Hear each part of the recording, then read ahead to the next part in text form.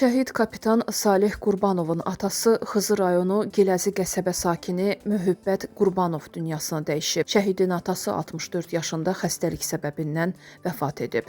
Qeyd edək ki, Salih Qurbanov 14 aprel 1990-cı ildə anadan olub. Vətən müharibəsindəki şücaətlərinə görə, Cəbrayılın azad olunmasına görə, Xocavəndin azad olunmasına görə və Laçının azad olunmasına görə medalları ilə təltif edilib.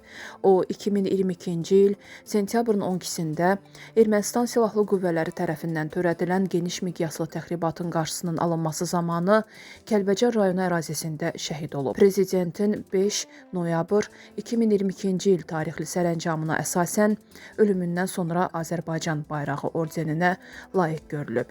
Salih Qurbanovun şəhid olmasından sonra onun həyat yoldaşı Ləman Qurbanova ailə daxili münaqişə zəminində qaynı Talih Qurbanov tərəfindən qətlə yetirilib.